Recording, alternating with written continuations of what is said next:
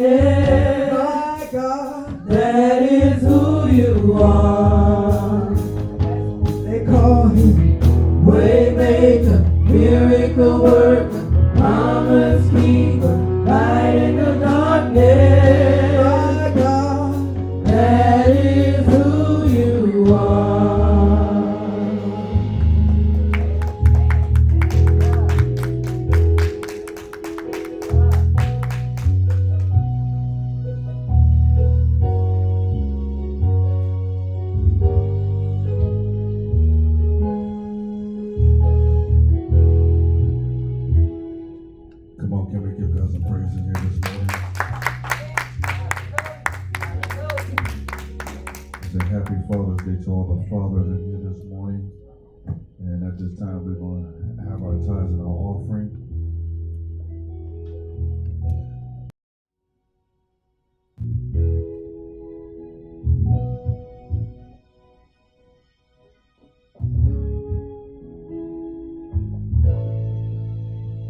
Good morning.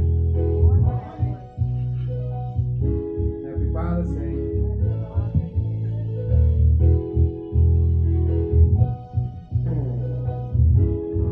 We're going to sing some freedom this morning.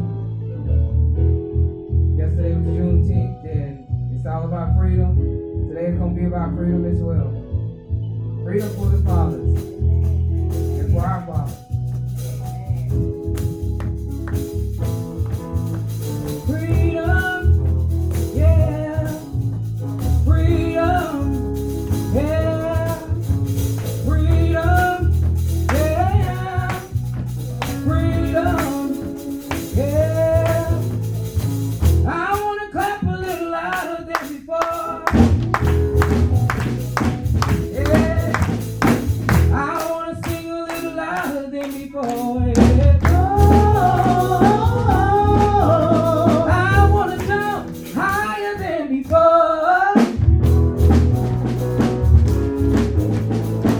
I want to shout a little louder, yeah, yeah. Come on, help me sing. Freedom, freedom, freedom, freedom, freedom, freedom, freedom. Come on, help me sing. Freedom, freedom, freedom, freedom, freedom, freedom, freedom. I want to clap a little louder than before.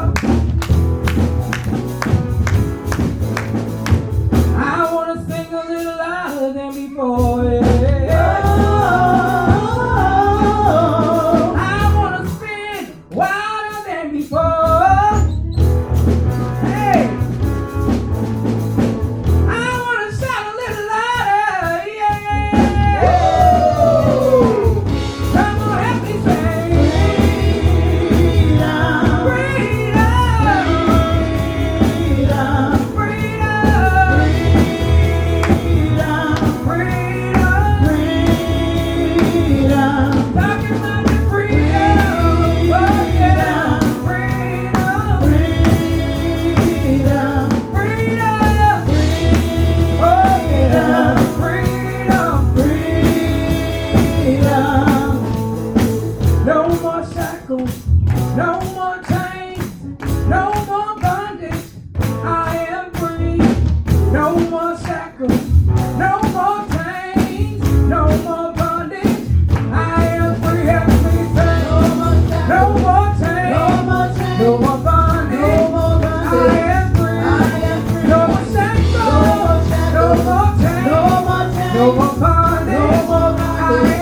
I am free. No more shackles, no more chains, no more bondage.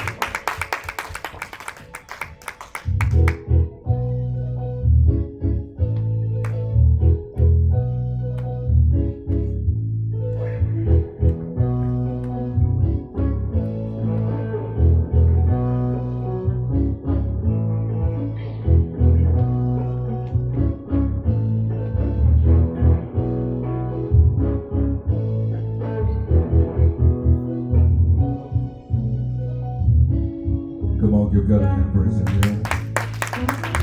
Come on, can I get this bar in hand as they come down, amen.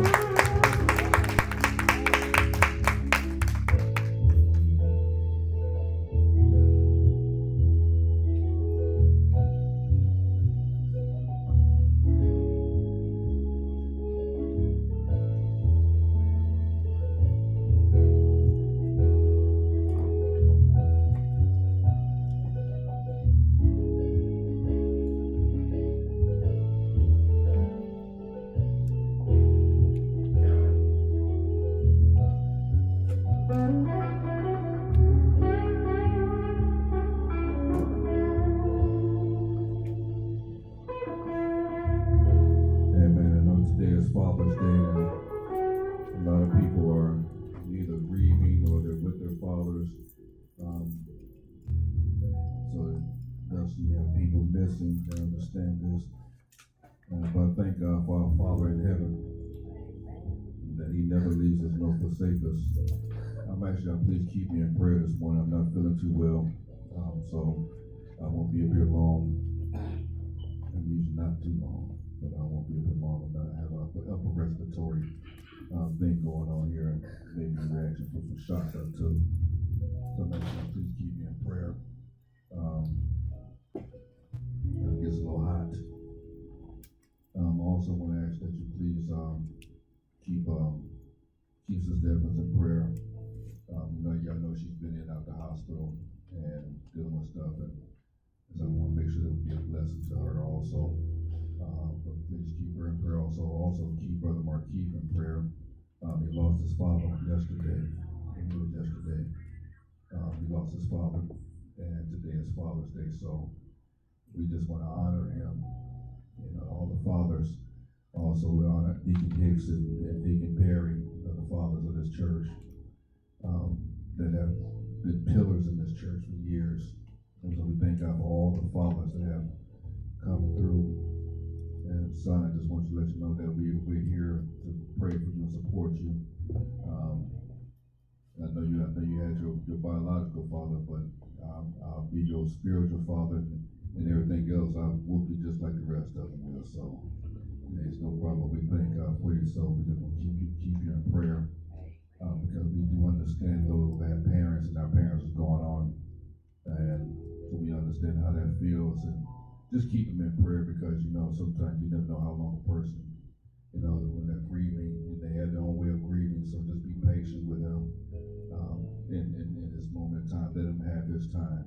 Amen. Don't pressure him. Don't stress him out. And sometimes that can be overwhelming. You have good intentions, but sometimes that's overwhelming. With all the text messages and calls and everything else. So just give him time. And you already know how goofy he is. So he'll come back around soon. So just please keep him in prayer. Everyone else that you know that's in need of prayer, keep them in prayer also. Because how many know that we need each other? Yeah, we need each other. It's a shame that when I see and look around, that you see every race, whether they're white, Hispanic, Oriental, whatever race they are, that they're helping one another out. But it seems like there's one race that has a problem of helping each other out. And you wonder why, when we have been the ones that have been going through a lot of things, and we don't even have enough sense yet to still help one another out, to come up together.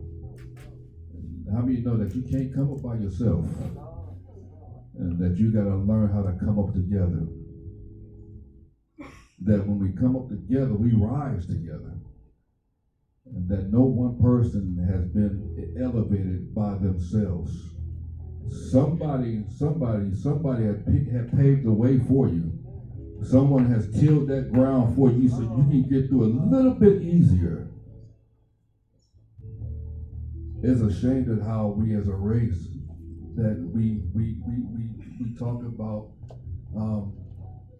racism, we want to march for everything that happened to us. But isn't it a shame that when you look around, that we're the ones that kill one another more than anybody else? And that just I've always wondered throughout the years when I saw people selling drugs that they were selling drugs to our own people, getting them from somewhere else and selling them into our own people, and then wonder why we're not coming up because we're too busy keeping one another down. And some of us have not even got the sense to even understand that we can come up together. I can give you half, you can get half, or you can get 70, I can get 30. Somebody say, give me something. That we can come up together if we just have a little bit of God wisdom. That if we learn how to come together, learn how to pray for one another, be there to encourage one another. That if you ain't got nothing to eat, and I got plenty in my house, and I know you ain't got nothing to eat, Sister Wiz, I don't understand this generation. Sometimes it just makes me sick when I look around. We wasn't like that. We wasn't like that. I'm looking on this side of the church, most of all the young people over here, and most of all the older people. I understand why y'all two there. But if you look around, most of the young people on this side, most of the old people on this side. I remember if somebody needed a cup of sugar, you can go next door, go to your neighbor and say, hey, can I borrow a cup of sugar? And there was no problem getting a cup of sugar. Only thing you had to do was bring that cup back. You had to bring that cup back. It didn't matter if it came back that day, as long as that cup came back. If I knew you were struggling, and I had 2 cans of beans and you didn't have any, I would give you 1. So we can come together. Better yet, even with that you cook a little something, I cook a little something. And then we'll bring it together so both families can eat. I don't know what's happening to this generation now. I don't know what's happening to, this is a generation of just selfish people, selfishness. This is the way I remember growing up, that when we came to church, and I don't know why I'm here, but I'm here. Now, when we came to church, if someone's child was acting up, the mamas and the fathers in the church would go help that young parent out to get their child back in line. Hey, sit down. You heard what your mama said. You heard what your daddy said. Get back in line. But now it's like we got too many parents trying to be friends with their children. I don't understand how a parent would talk about that's my best friend. Then my son or daughter's my best friend. My mom and daddy, I wasn't their best friend. I was their son. And since I was their son, then I had to do what sons do. That mom and daddy said, do this. I did that. It wasn't no ifs, ands, and buts about it, because if you didn't do this or do that, something was happening to your butt. But nowadays, it's like the kids are telling parents what they ain't going to do, and the parents are, okay, I don't understand what's happening. Sometimes I wonder, do we look at the older people and where was the disconnect at? Did we miss it somewhere that we was teaching the younger generation how to be young men and how to be young women? In God, not in the world, but in God. That there was a standard that we had as a people. When I see us as a people that we don't even serve God like we was taught. Our ancestors did not go through what they went through so we can just sit here and act like nothing happened. You're here because someone paved the way for you. That when we go on jobs, that we did the job not unto man, but unto God. So many people are chasing after money, but my God, the way he operates, when you do what God says do, you ain't got to chase after money. Money will chase you down. Money would chase you down, but it ain't about money. We have a generation that they're chasing money and don't understand. The more you chase it, the more you ain't going to find it. But when you find God, money will chase you. My father taught me something years ago. And I'm just talking for a few minutes. My father taught me something years ago. He said, every dollar that you break, take the change and put it away. Every dollar that I spend, take the change and put it away. I remember the time I forgot who I gave to or what I did with it. But I saved up a sandwich. Y'all know those sandwich bags. I took every dollar I had, I took that change and put it in a little sandwich bag, just a little sandwich bag. And when I took that sandwich bag to the bank, I had $112 in that little sandwich bag. So the sandwich, the bologna sandwich, the salami sandwich that you put in a little sandwich bag, if you just take a dollar, the dollar that you spend, take that change, put it away. Thing is, I got so much change around in my houses in containers. I don't know how much money, gallon jugs, Tupperware bowls, bags of money, because my daddy taught me, and I don't understand how a person say, I ain't got no money. If you got a penny, you got money. It may not be what you want, but you got something, and learn to take that little something and put it back in God's hands, and God will shake it up, multiply, press it down, and it will run over for you. You ain't broke until you're broke. When you ain't got no resources, no nothing, then you broke. But if you got a penny and know what to do with that penny, put it in God's hands and God will multiply it for you. Okay, I think I'm just a little hot. Because when I look at this generation of fathers, and this is Father's Day, Deacon, was I remember growing up when a man said he was going to do something, he did it. I remember watching my father and the generations of my father, my grandfather, them that when they said they were going to do something, they did it. In other words, whoever you're talking to, they used to say this one saying, "My word is my bond." Anybody remember that right there? A man, when he speaks and says that he's going to do something, his word is his bond. And whether you believe it or not, when you give your word is a verbal agreement between you and someone else. And whether you believe it or not, it will stand up in court. That you don't have to sign a contract or anything, that if I just gave my word to something, that word had to be honored. So I want to talk to you this morning about a man's word is his bond. A man's word is his bond. As I look at this generation and I see this generation, it's like when they say something, they don't do it. When they say they're going to be somewhere, they're not there. When they say they're going to do something, they don't do it.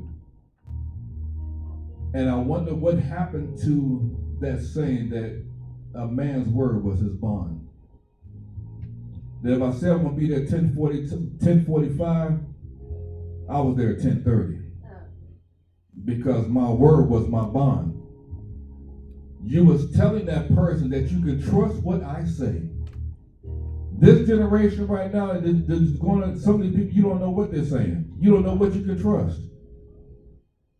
Amen. I had a man come in my house,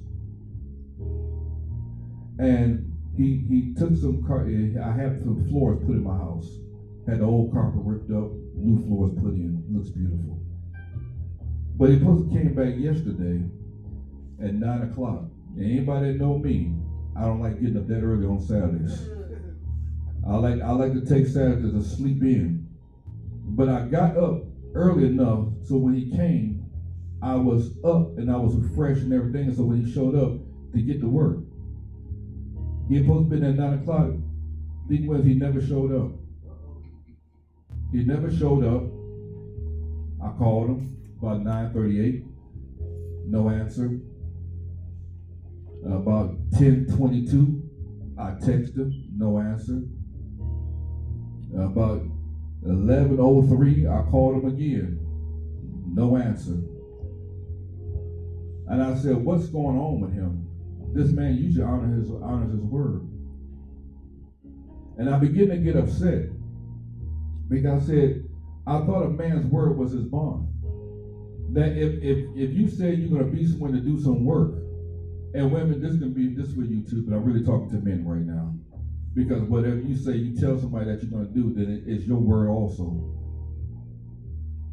And he didn't show up, so I began to get upset.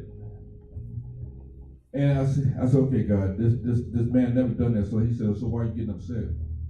He said something could have happened to him, the reason he couldn't answer his phone, the reason he couldn't text, because he had a track record. I'm going somewhere with this. He had a track record of honoring his word, but this one time he didn't honor his word. So am I supposed to penalize him because he didn't honor his word at that time? And God said no, because his track record. See, growing up, men had track records that you can trust what they say. That if they told Bob something, Bob can confirm to Mike, hey, you know what? Joe said that he's going to do it. Joe did it for me. And so the other person know, okay, if you did it for Joe, if you did for Bob, if you did for Carl, everything, I can trust your word, because now you have a track record of holding your word, sticking to your word, honoring your word. But in this generation here, and then when I said I would never let nobody come and use the church. Never let nobody come and use the church. We've had people come and go because of the quick dollar for them. It's a quick dollar for them. To be patient, be lenient. But I begin to realize that this generation is chasing after something that they'll never find, because they're chasing after the wrong thing. Go with me to Ecclesiastes, the 5th chapter, Ecclesiastes 5:5. I won't be long. Just give me a few moments.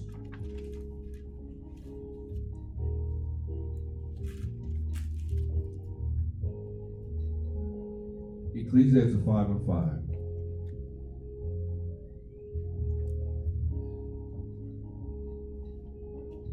If you find Psalms, go past Psalms. If you find Psalms, go to the right. Did you find it for Ecclesiastes 5:5? She put her glasses on and still can't find it. Ecclesiastes 5:5.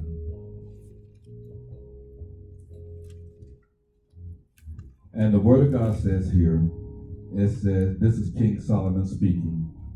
You can stand if you can. Ecclesiastes 5:5 says this. This is King Solomon. He said, when you make a vow to God, do not delay to pay it. You may be seated. Here King Solomon was talking, and he said, when you make a vow to God, do not delay to pay it. For he has no pleasure in fools. That when you don't honor your word, God looks at you as a fool. The same way we look at somebody, you know what, that's a fool right there. Don't even be bothered with him, because you can't trust their word no more. King Solomon here, he said, when you make a vow to God, somebody say to God, do not delay to pay it, for he has no pleasure in fools. Pay what you have vowed. And then it goes into verse 5, says, better not to vow than to vow and not pay it. It is better for you not to say nothing at all than to say something and don't do it. King Solomon, who was King David's son, was the wisest man on the earth to this day. There's nobody has been wiser than King Solomon. King Solomon said, when you make a promise, somebody say promise, to God, don't delay or hesitate. Somebody say hesitate. Or wait to pay what you told God you would do. You know how many people have said, God, I'm going to do this, God, I'm going to do that, and they have not did what they said they was going to do. There's a little twist in here. Because God is not playing. When you give God your word, he's expecting you to honor your word. He said, what you told God you would do. King Solomon simply was saying, honor your word, or you should never have opened your mouth. It was better for you to keep your mouth closed than to open your mouth and say something that you was going to do and then don't do it. Verse 6 says, don't let your mouth cause your flesh to sin. See, some of you don't understand that when you give your word and when you say and you talk to God, you tell God you're going to do something, you don't honor it. Now you have put yourself in sin's position. Because now God said, I can't even trust you. You told me that you was going to pray more. You told me that you was going to read more. You told me that you was going to worship more. You told me that you was going to love more. You told me that you was going to help out more. And you have not done anything. So now your word has become trash to God. And he said, do not let your mouth cause your flesh to sin. Nor say before the messenger of God that it was an error. Somebody say an excuse. I don't know how many of you, how many in here that you've always ran to people that said they're going to do something. They always got an excuse of why they didn't do it. I overslept. What if God oversleeps on you? I had something else come up. What if God had something else come up? You don't even have enough courtesy to text or call someone to say, hey, I can't make it, or I can't do this. That's when your word becomes honorable, because now you acknowledge it. Now you got enough respect for that person to say, you know what? I said I'll be there at 10, but I'm running a little bit late. Deacon, see, some of you don't know Deacon Williams. Deacon Williams, we used to travel, and Deacon Williams always said, he said, we're going to leave at 6 o'clock in the morning. Am I right, Deacon Williams? He said, I'm going to leave at 6 o'clock in the morning. If you want to ride, be here at 6, because I'm pulling out at 6. So you better be here before 6. If you're not here at that time when Deacon Williams said pull out, he was pulling out, guess where you was at? You was left back here. That's one thing I knew, that that man honored his word. He said, if I'm leaving at 6, I'm leaving at 6. Not 6:01, not 6:02. I ain't worried about it. I said, I'm leaving at 6. I have always kept that inside, that when Deacon Williams spoke, that man honored his word. That if you was going to ride with him, if you going to do anything with him, if he said, I'm going to do this at this time, be here at this time, and I'm leaving out. If you're not here this time, you know how many times that people have seen Deacon Williams to drive off? Because that man honored his word. So you already knew that when it came down to you dealing with Deacon Williams, that you could have no excuse.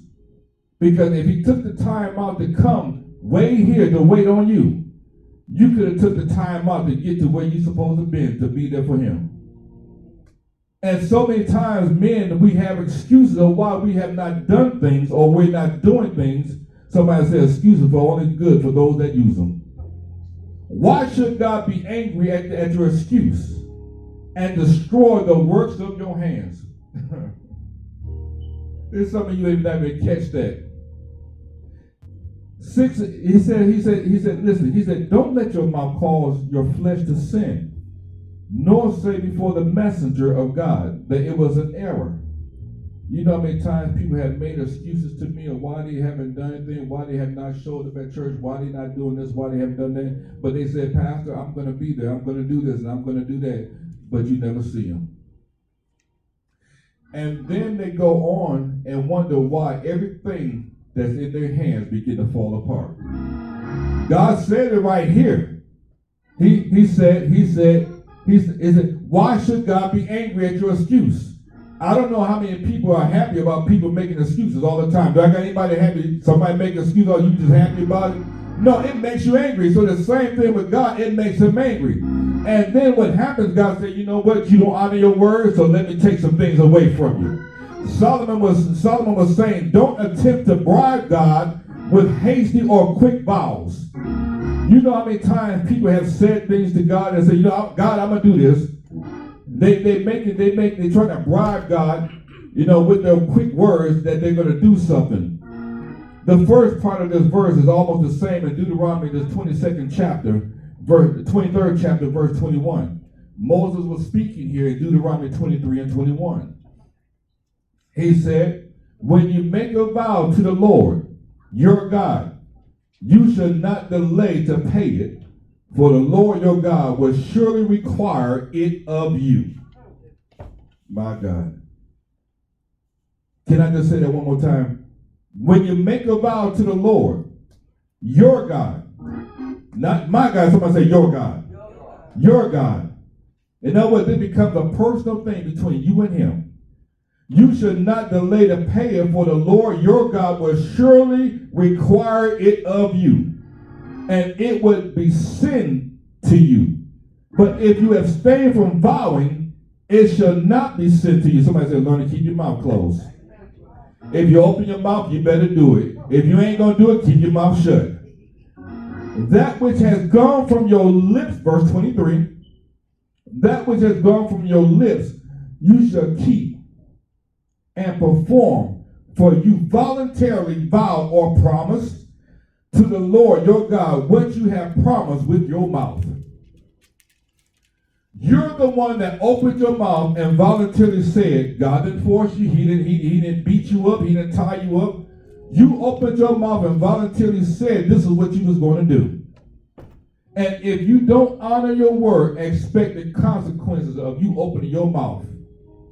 In other words, don't let your mouth write a check that you can't cash. Y'all know the little piece in there, don't you? You see how I left that out? Stop allowing your mouth to write a check that you can't cash.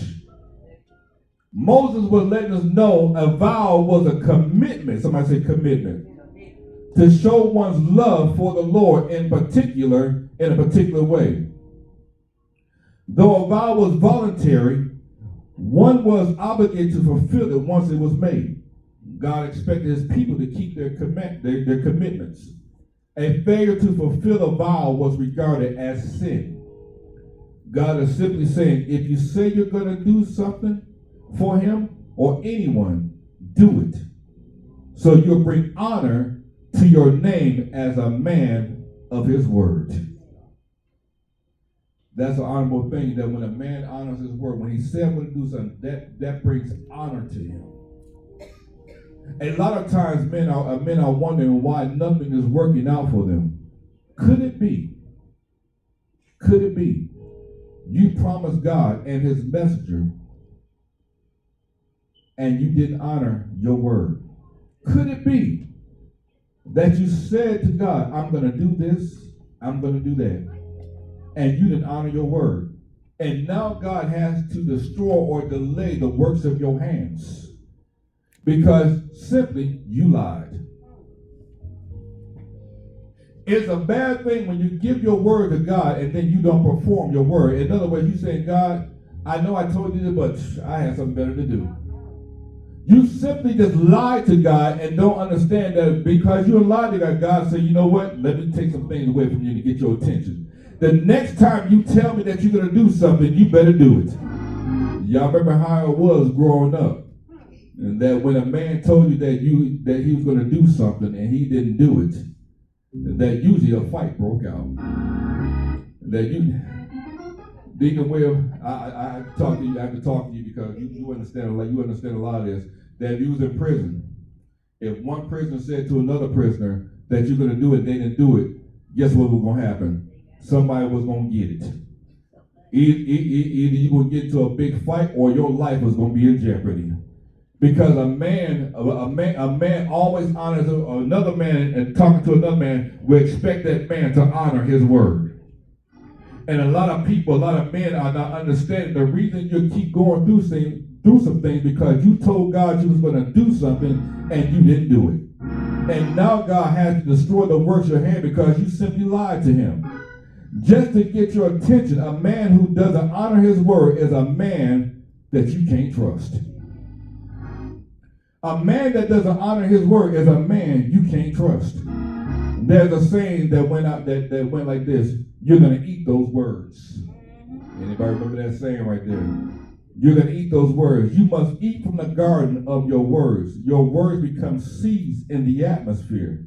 So don't plant anything that you don't want to eat. When you speak something, those seeds are coming out your mouth and planting them in the atmosphere. So if you don't want to eat what you spoke out, that was negative because you simply lied, then be quiet.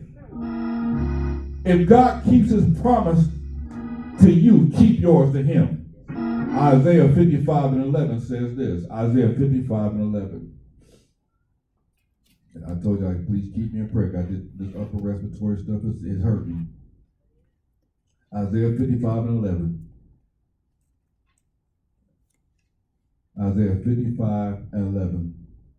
God said, so shall my word be that goes forth from my mouth. It shall not return to me void, but it shall accomplish what I please, and it shall prosper in the thing for which I sent it. God reminds us that every word that goes forth from his mouth should not return to him void. In other words, God doesn't make empty promises. If he has given you a word or something, you can trust him. So stand on the word he's given you. After all, God's word is his bond. Come on, let's stand.